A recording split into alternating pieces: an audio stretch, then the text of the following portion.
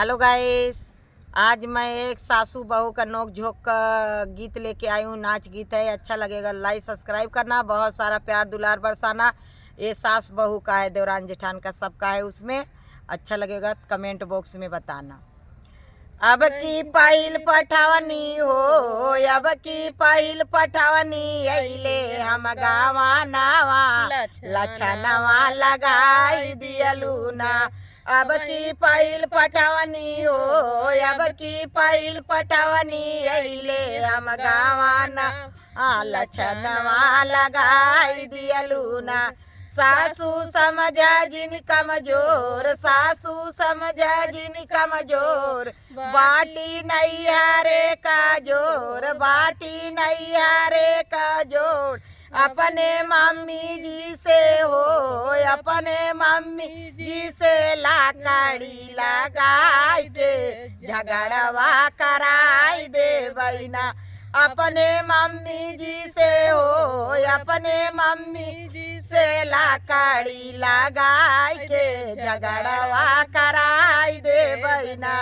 अब की पहिल पटवनी हो, अब की पहिल पटवनी अइले हम गावा नावा लछनवा लगाई दियलू ना। अब की पहिल पटवनी हो, अब की पहिल पटवनी अइले हम गावा नावा लछनवा लगाई दियलू ना। अरे जेठनी समझा जिन कमजोर, जेठनी समझा जिन कमजोर, बाटी नहीं हारे का जोर, बाड़ी नहीं हारे का जोर।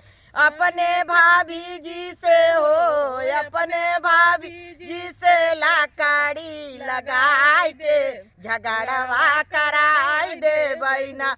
अपने भाभी जी से हो, अपने भाभी जी से लाकड़ी लगाई के झगड़वा कराई दे बहिना। अब ही पहिल पटौनी हो, अब ही पहिल पटौनी अइले हम गावा नावा लछनवा लगाई दियलू ना।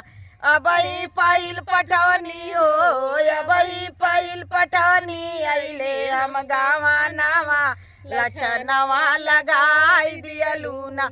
देवरानी समझा जिन कमजोर, देवरानी समझा जिन कमजोर, बाटी नहीं हारे का जोर, बाटी नहीं हारे का जोर।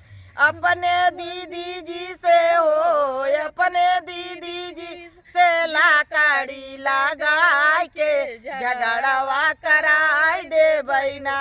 अपने दीदी जी से हो, अपने दीदी जी से लाकड़ी लगाई के झगड़वा